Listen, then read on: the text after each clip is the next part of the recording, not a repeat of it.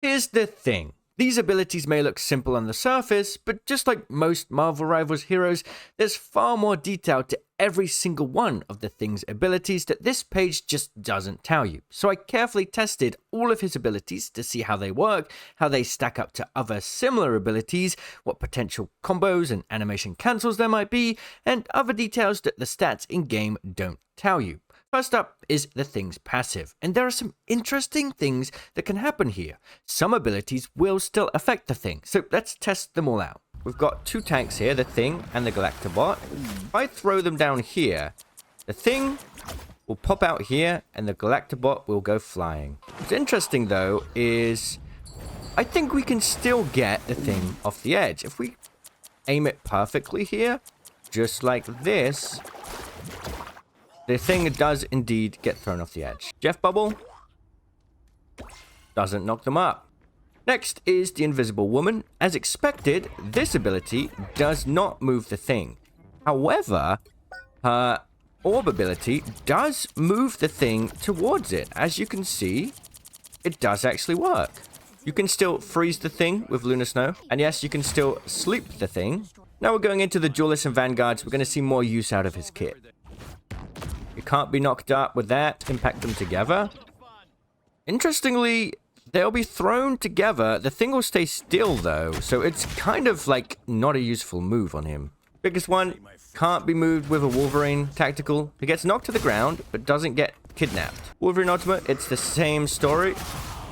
Can't get knocked in the air. I'll show that again. Doesn't knock him in the air. Bucky Grapple doesn't displace him. His uppercut doesn't displace him. Probably one of the most interesting ones. You can't bring the Thing over with the web, which I think is really incredible. Moon Knight Unk doesn't make him move up, as you can see. Magic's dash will not displace him. Nothing with Hela's ability. Interestingly, it will sort of affect the Thing. The Storm Ult still pulls the Thing in. So abilities that sort of pull you inwards do seem to work, but any knockback or knock-up effects don't work. The Thing's ultimate doesn't work on the Thing, but it still stuns him. A Penny Web Cluster does still work, as you can see. A Thor dash doesn't work. A Venom diving strike doesn't work. The ultimate doesn't work. You can still sort of displace him with a Groot Wall, but the ultimate is quite interesting. The ultimate will root him in place, but will not bring him towards the target location. As you can see, he's rooted in place. However, what it should look like is the hero should be pulled towards the target location, which doesn't happen in this case.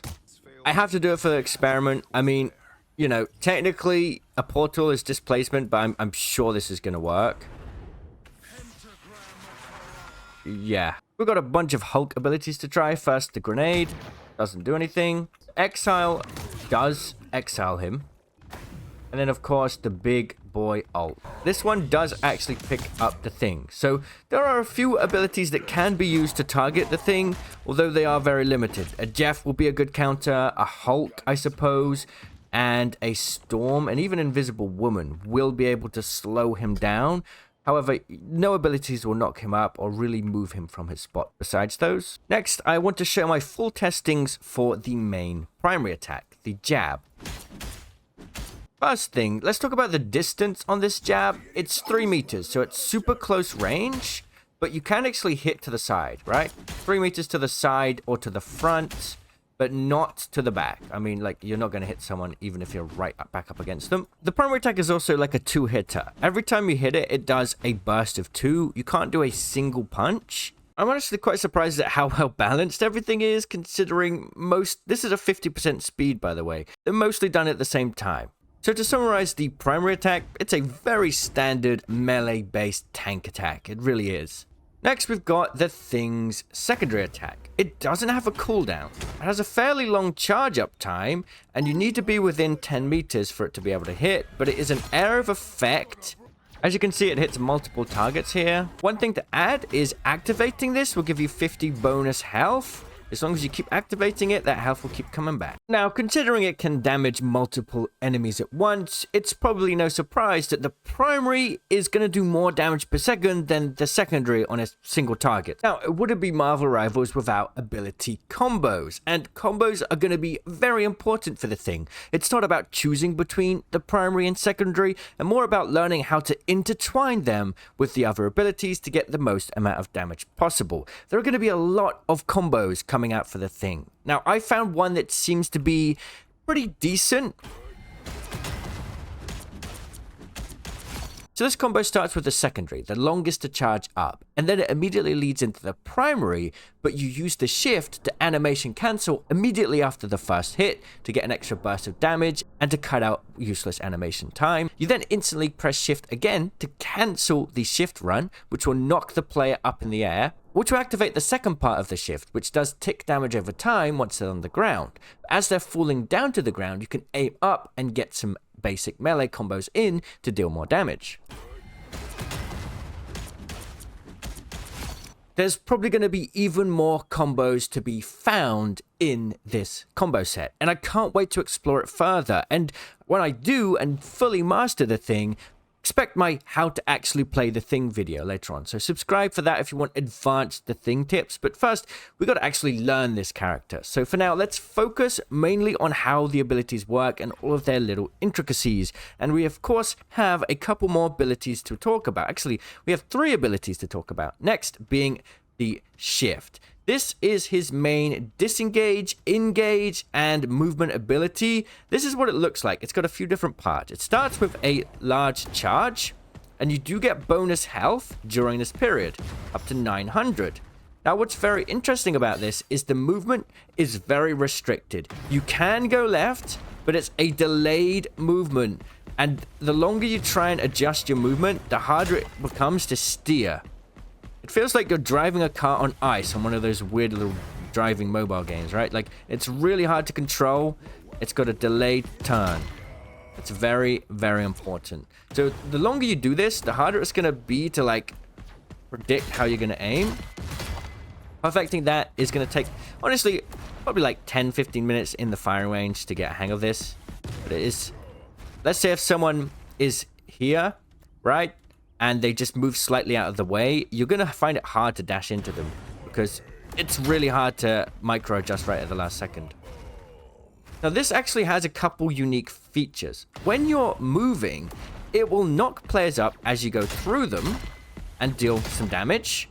But as the shift ends, it will also knock them up, do damage, and create a large radius on the ground. This radius has 2 ticks of extra damage. So there's 3 damage points. The initial hit up, an ending punch, and the 2 ticks of damage at the end. So there's 3 different elements that damage from this ability. And there's also 2 times for knocking up. You have the initial shift here, and when you end, it will also knock them up. Now, there's a couple really unique things you can do with this. Firstly, the turning circle is just about good enough to go back around for another knock-up. So if you really want to annoy someone, you can do an extra circle, go around again, and hit them for the 3rd time, which is pretty crazy. Or you can start with the initial shift and then cancel just as they come down to the ground and then hit them again with the ground slam, although that takes a little bit more practice. So you can get multiple knockups and extra ticks of damage, which can also, of course, be paired in with all sorts of melee combos as well. I know it says it in the ability description, but I just want to add it to this video as well, that this ability, its final position, this radius, will stop any movement abilities. So you can't escape from it very easily, which is really incredible. Next, we have the main sort of peeling ability, the E, and it's called Embattled Leap.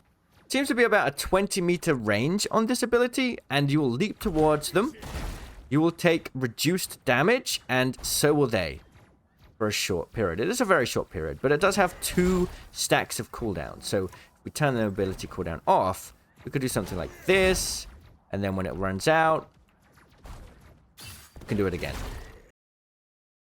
From my testing, it seems to be a 30% damage increase, which is quite incredible. Not only is this going to help protect supports, but I genuinely think this could help block some high damage abilities. I can't wait to test it in real game to see its full potential.